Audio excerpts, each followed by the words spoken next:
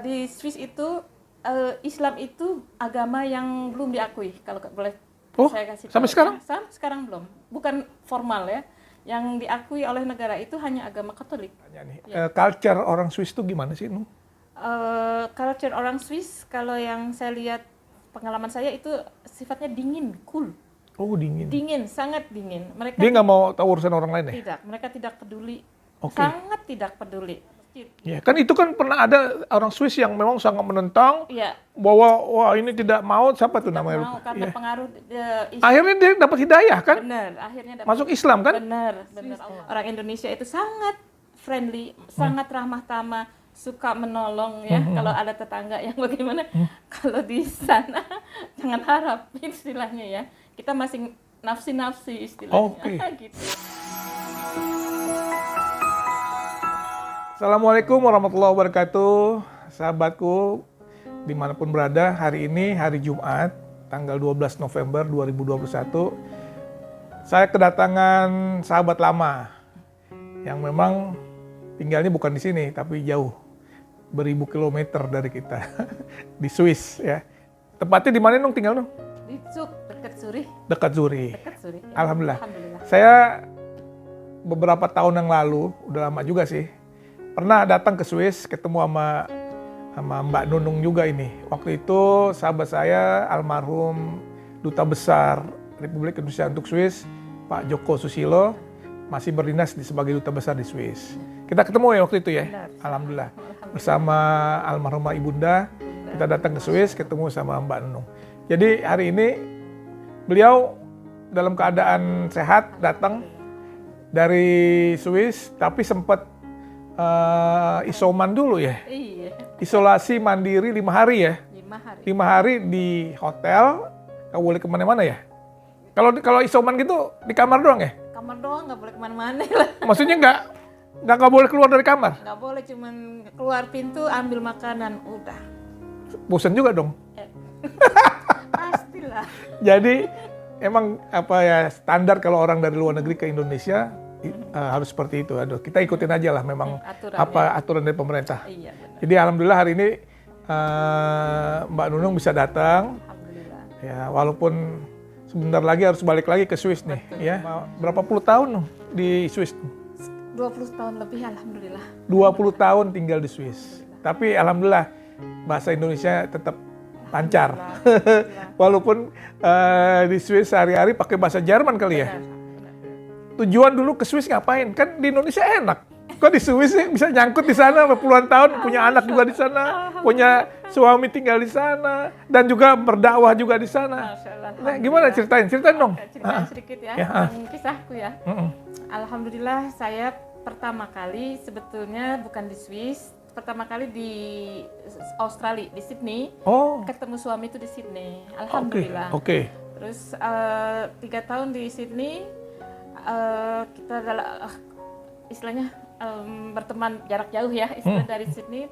Terusnya dia bilang, Nunung, saya mau lamar kamu, kamu pulang aja. Oke, insya Allah. Saya pulang ke Jakarta, habis itu dilamar. Dia datang dari Swiss ke rumah orang tua minta saya gitu. Baru saya boleh pergi kan. Gitu. Alhamdulillah. Nah setelah itu tahun 94 kalau nggak salah itu ya. Alhamdulillah di sana saya juga belum pernah ke negara Eropa istilahnya ya, itu kebanyakan pertama kali saya lihat ada satu hotel itu mirip masjid, saya pikir itu masjid. Ternyata hotel. Ada kubahnya rupanya. Kota di mana mertua saya tinggal itu dulu ada pernah tentara Turki kali ya. Oh gitu. Ottoman gitu. Iya, ada hubungannya gitu deh ya. Itu kubahnya saya pikir benderanya Indonesia sama merah dan putih. Oke. Saya pikir ada hubungannya dengan Indonesia juga. Ternyata bukan, itu bendera Kanton Solothurn itu juga sama dengan bendera Indonesia. Kanton Solothurn apa itu? Kayak distrik atau apa? Provinsi. Oh, provinsi dari Swiss. Di namanya Solothurn. Kalau disingkat SO. Jadi benderanya merah putih? Merah putih. Kayak bendera Polandia juga ya? Iya. Tapi Polandia kan terbalik putih merah. Ini merah putih. Merah putih. Asli. Kayak Monaco juga merah putih juga. Ya? Iya, bendera Monaco merah putih. Jadi bendera Indonesia itu banyak yang nyamain ya. Alhamdulillah. Nah situ. Oke. Mertua saya tinggal di Solothurn. Alhamdulillah kita tinggal di sana. Suami juga orang sana asli. Alhamdulillah. Nah, Suami asli orang Swiss. Swiss ya. Alhamdulillah ya. Itu dia jadi mualaf atau bagaimana? Kita menikah secara Islam di sini. Oh. Di Jakarta. Jadi menikah dia jadi mualaf ya? Ya. Alhamdulillah. Di Sunda Kelapa. Di Sunda Kelapa, Masya Ya, Allah. Alhamdulillah ya. Dia tinggalnya tadi di Australia? Dia sih tetap tinggal di Swiss. Oh, oke. Aku yang tinggal di Australia. Oh, orang Indonesia yang tinggal di Australia sekarang tinggalnya di Swiss. Ya. Masya Allah, Alhamdulillah. luar biasa. Masya Allah, Ah. Alhamdulillah. Jadi waktu itu pacarannya jarak jauh. Jarak jauh. Tapi belum ada email dong. Belum. Jadi pakai apa surat? Ya surat, terusnya apa lagi ya, telepon-teleponan juga sih kan. Saya tinggal di homestay. Oke. Homestay kan kalau nungguin telepon gitu ya. Oh iya, Biasalah gitu ya. Masya Allah. Homestay saya itu ibu orang Inggris. Ah, Alhamdulillah. Nah, sama suaminya orang Irland. Iran ya. Mereka Jadi kalau udah jodoh tuh walaupun di Swiss, walaupun di mana, kalau jodoh udah benar ketemu. Allah ya. Kasih benar. jalan ya. Iya. Alhamdulillah. benar. Alhamdulillah. Allahu Akbar. Ah. Itu nggak nyangka saya juga akan ke Swiss tuh nggak kepikiran. Oh gitu ya? Bener, sama sekali nggak kepikiran. Ternyata Allah tuh emang punya rencana Iya, ya. oke. Entah itu, alhamdulillah.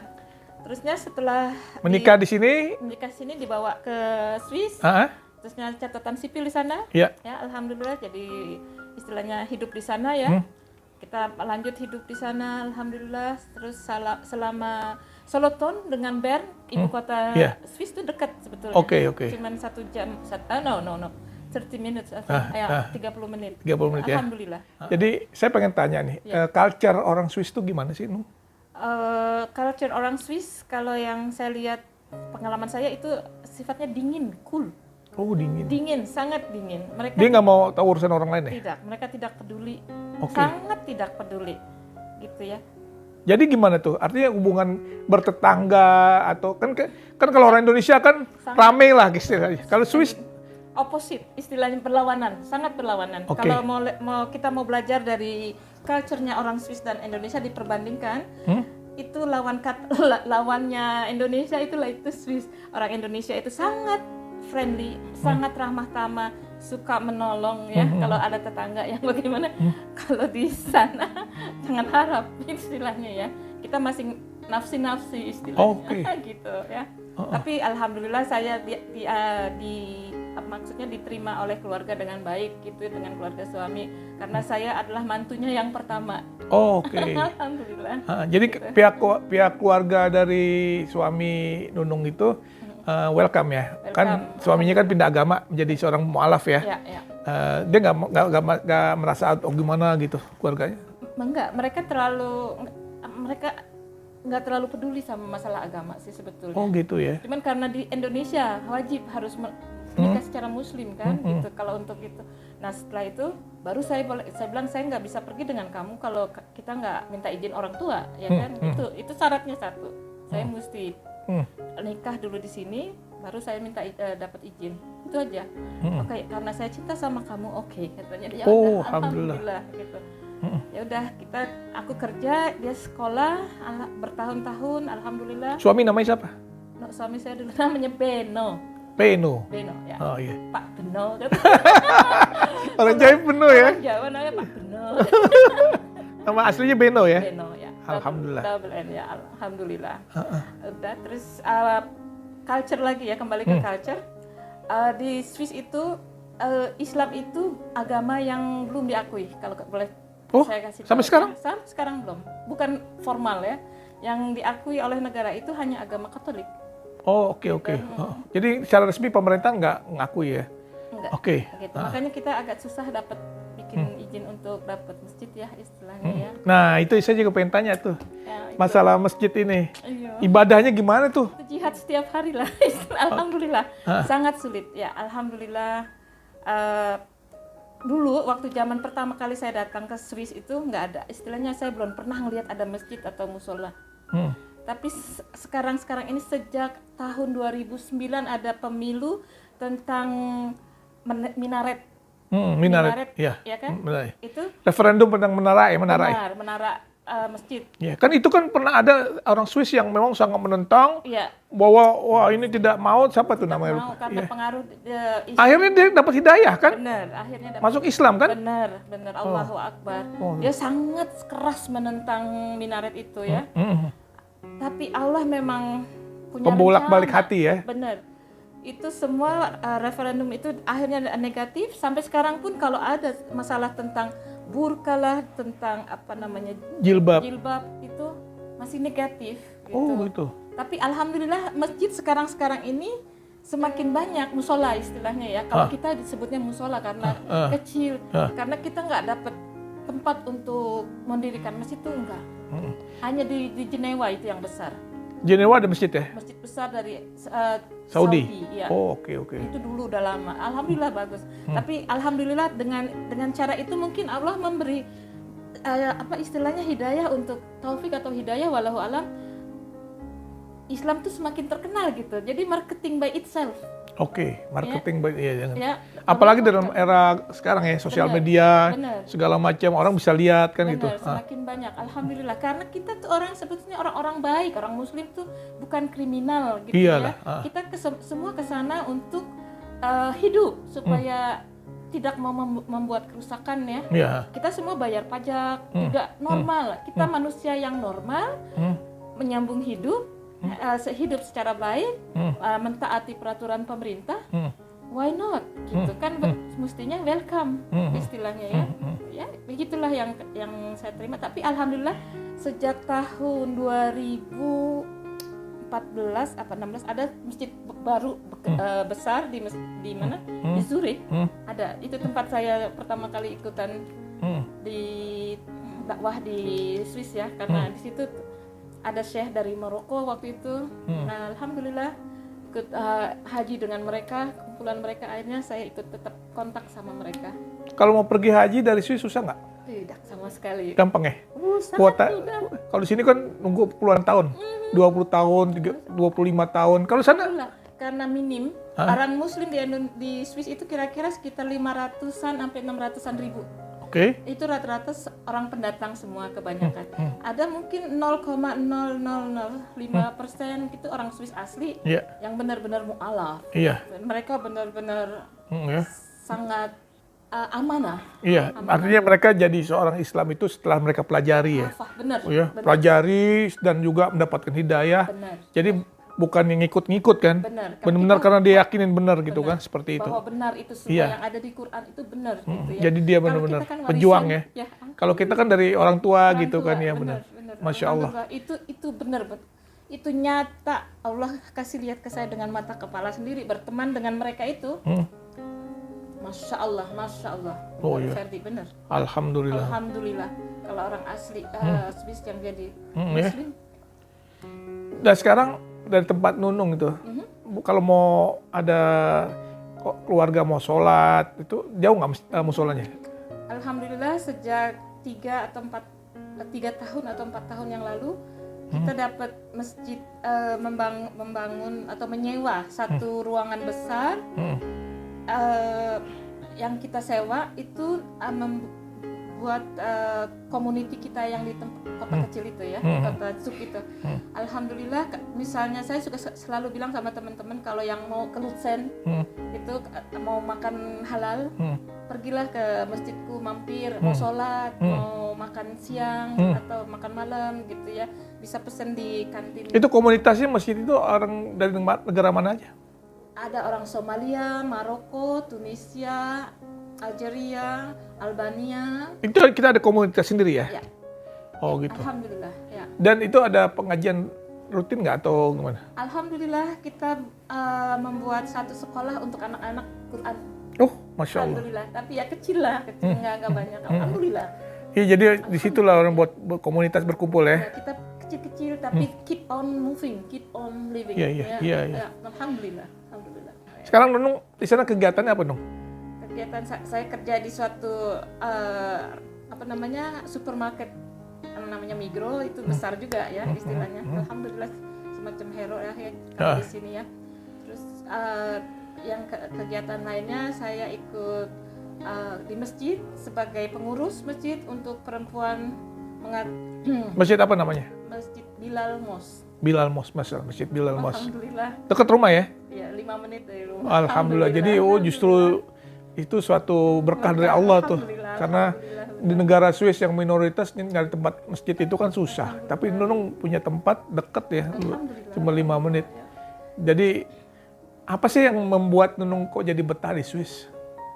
Kan di sana kan individualistik banget. Sangat. Ya. Ya juga agama juga susah dalam artian bukan berarti susah ibadah, ada bisa aja diberi kebebasan, tapi kan ya artinya tidak seperti di Indonesia gitu kan. Orangnya banyak yang sendiri-sendiri, individual gitu, gak mau tahu urusan orang lain dengan tetangga juga. Tapi kok Nunung betah banget sampai 20 tahun lebih di sana? Karena keluarga di sana. Keluarga di sana. Anak udah berapa Nung? Anak 1, tapi udah mulai kuliah. Alhamdulillah. 1. Dia kuliah di universitas mana? Kalau di sini mas sebutannya ITB ya. Oh, Masya Allah. Karena di sana sebutannya ETH. Oh, ETH. Di bagian teknik berarti dong ya? Teknik ya. Waktu sebelum pandemi Kesini ya? Pandemi kesini ya. Oh, Alhamdulillah Masya Allah. ya. Dia juga bilang mama salam rindu ya buat semuanya. Dia kangen. Oh, Karena apa ya, rasa saudara itu dia merasakannya di sini. oke. Family ya. Beda kan? Beda ya. Ya, itu rasa persaudaraan, itu kan hati Iya, iya. yang bermain istilahnya ya. Jadi memang dia merasakan saudara, dia kangen dengan saudara-saudaranya. Saya kan waktu saya inget tuh Nung, waktu saya ke Swiss kan ketemu Nunung kan di sana. Nunung kan pernah cerita tuh, Nah. kalau mau sholat malam itu, Oh iya. ya, jadi kalau sholat malam buka kamar mandi, keran ngocos, itu ternyata ada yang komplain ya. Benar ya. Itu jadi gimana tuh Mereka istilahnya? tuh nggak biasa berisik ya kalau malam-malam istilahnya. Kalau malam ya kita kan bangun jam 3 Iya ya. terus pastilah ngocor ya, pasti ke toilet ya, menggunakan toilet, terusnya menggunakan wastaf untuk Wudu ya. wudu. Itu pasti kan kalau nggak ada suara senyap itu pasti ada suara. Dan kalau ada suara dari saya di atas lantai 3 pasti kedengaran dong ke bawah. Tapi ya ya begitulah. Jadi mungkin ada yang terbangun dengan suara seperti itu, jadi komplain, tulis surat, ditaruh di tempat pos saya kan di situ ada. Terusnya dia bilang dear Mrs. Tisis, saya dengar ada setiap malam ada suara air berisik gitu. Terusnya ya begitulah. Itu ngatasinnya gimana? Saya diemin aja. Soalnya abis saya bilang, Iya. kok cuman itu suara air, saya tuh nggak bikin kriminal gitu Iya. kan ya. Saya cuman mau ke WC. Sampai kayak suara air aja. Iya, emang di situ mereka sangat terlalu heikel. Kalau bahasa Jermannya tuh heikel tuh difficult, bahasa Inggrisnya. Iya. Ya. Jadi terlalu individual ya. Ya. Itu. Sangat nggak mau diganggu istilahnya ya. Kalau itu terutama kalau misalnya hari-hari kayak weekend gitu, Sabtu Minggu. Kan kalau di sini kan Sabtu Minggu kan rame nih. Orang pada jalan-jalan. Swiss gimana tuh? Libur ya? Oh tuh, mereka senang jalan-jalan ke alam. Mereka jalan kaki, senang. Oke. Ke gunung, dekat Swiss banyak gunung-gunung kan? Iya, iya. Gunung Alpen. Itu mereka kalau cuaca bagus, pasti mereka jalan keluar, apalagi ada matahari. Pasti pada ke gunung. Kalau sekarang nih, kayak bulan November, Desember ini kan dingin pasti dong. Kayak November ini dingin dan berguguran, itu tambah cantik malah. Oh gitu ya? Karena daun-daunnya itu pada ganti warna kan, dari kuning, dari hijau ke kuning, coklat, coklat akhirnya gugur-gugur semua. Itu kalau musim salju itu dari mulai kapan? Salju itu biasa, kalau beruntung itu Desember datang, kalau beruntung. Tapi biasanya lebih lambat, Januari, Februari. Baru ya? Ya. Semakin ini karena dunia ini semakin panas. benar. Tapi kalau beruntung, bisa kita kadang-kadang Christmas suka dapet salju. Salju ya? Tapi udah jarang, sangat jarang. Tempat Nunung tuh salju jarang? Tempat saya di Zug itu karena datarannya rendah, karena deket danau kan. Danau Zug agak jarang juga, yang di atas gunung-gunung yang tinggi-tinggi. Main ini nggak? Main ski nggak? Main, alhamdulillah. Ini ceritanya lucu juga dulu. Nah, ceritain gimana? Oke, sedikit ya. Itu saya pernah bilang, anak saya 4 tahun waktu itu. Di gunungnya namanya Arosa. anak saya nangis, benar nangis. Mama, bitte, spiel mit mir, mit skiing. Apa maksudnya? Main ski kita, Mama. Terus saya bilang, Kenneth, Mama nggak bisa main ski. Anak kecil kan nggak ngerti. Iya. Kenapa kamu nggak bisa? Gitu. Dia pikir mamanya udah bisa bahasa Jerman, bisa main ski. Padahal kan kita sama sekali nggak bisa, licin. Terusnya karena apa istilah nagging tuh ngambek gitu, pokoknya bilang gitu-gitu. Akhirnya mau nggak mau aku ikut sekolah, istilah kursus 1 hari, kalau nggak salah 1 hari sekolah main ski ya. Alhamdulillah itu mahal. Sekitar 400-an ada. Sayang juga. Iya. Udah gitu licin lagi. Iya. Akhirnya untuk supaya dia diem nih, anak ya. Akhirnya, nih Mama belajar ya, tapi jangan harap Mama bisa main terus-terusan sama kamu. Mama nggak sepinter kamu. Iya. Tapi anak jago main ski sekarang. Aku deh. Anakku jago main ini ski, sepak bola, snowboard. Alhamdulillah ya. Jadi apa? Mudah-mudahan bisa menjadi kebanggaan buat Nunung dan keluarga ya. Tapi bener nih ini main ski ya, salah satunya ada hikmahnya dari main ski juga. Kita waktu pertama kali meluncur, sebagai orang Islam, orang Indonesia, takut, Bo. Iya, licin. Pastilah. Licin banget. Es kan itu. Iya. Terusnya aku bilang, ya Allah, demi Allah, nah, ini benar-benar komando dari Allah. Aku bilang sambil meluncur tuh gitu. Ya Allah, tunjukkanlah aku jalan yang lurus dan berkelok-kelok. Jatuhnya berkali-kali, tapi alhamdulillah emang enak kalau karena komando dari Allah, minta tolong sama Allah, bener dari atas ke bawah itu. Tapi Mula-mulanya ngeri banget. Swiss itu emang kalau kita lihat saya kan seringnya ke beberapa negara juga. Swiss itu paling mantap, paling luar biasa apa ininya, pemandangannya. Terutama pegunungan Alpen ya.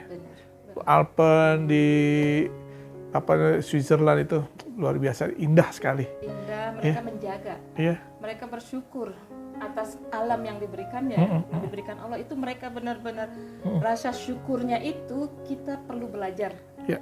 Saya merasa melihat di situ. Bersyukurnya mereka itu dengan menjaga dan memaksimalkan bagaimana supaya berdaya guna buat seluruh masyarakat. Jadi kesadaran orang untuk menjaga lingkungan ya. Lingkungan, Iya. juga ekonomi juga jalan ya. Ekonomi ya luar biasa. Bener. Mereka menciptakan itu apa namanya? Gantol, mesin gantung itu yang dari bawah ke atas itu kan suatu perjuangan dan perlu biaya besar dan perlu dedikasi, disiplin yang tinggi. Iya. Ya? Itu kita perlu belajar di situ. Disiplin yang tinggi, konsekuen, fokus. Iya. Insya Allah khair. Nih senang banget nih kita. Banyak nih sebenarnya yang ingin kita bicara sama Nunung lagi nih pengalamannya. Tapi kembali Nung sedikit Nung bicara masalah kehidupan beragama di sana. Nunung melihat bahwa kehidupan beragama khususnya Islam itu di sana itu semakin bagaimana ke depannya nih dengan situasi yang ada sekarang ini? Kita saya berusaha positif. Nikmat Allah kan menyuruh kita harus selalu bersyukur dimanapun kita berada, walaupun konsekuensinya memang banyak yang menentang agama Islam di sana. Islamofobianya tinggi. Islamofobia tinggi ya. Ya gitu. Baru-baru tahun lalu kalau nggak salah tentang jilbab itu. Iya. Semua disebutnya. Nunung bekerja pakai jilbab gini dilarang nggak? Kalau pakai gini nggak. Saya pakai topi itu. Oke. Topi turban kayak gitulah. Pasti pakai itu. Karena sejak haji saya nggak enak kalau nggak tutup ya. Udah berapa kali naik haji? 2 kali, alhamdulillah. 2 kali naik haji, Masya Allah. Kalau di sini susah Nung, 20 tahun lebih pergi haji. Ya itu, alhamdulillah. Di sana nggak perlu nunggu-nunggu gitu ya? Nggak, kan asal kita bayar istilahnya ongkos itu ya. Travel? Tiap hari, tiap tahun juga bisa. Tiap tahun bisa ya? Iya. Enggak, dari pemerintah Saudinya mengkat nggak boleh sekarang, mesti 5 tahun. Kalau nggak bayar denda. Tapi kan masih bisa berangkat. Benar, masih bisa berangkat. Iya, denda paling juga berapa kan iya, gitu. Benar. Itu berapa lama pergi haji? 2 minggu. 2 minggu ya? 2 minggu ya. Itu.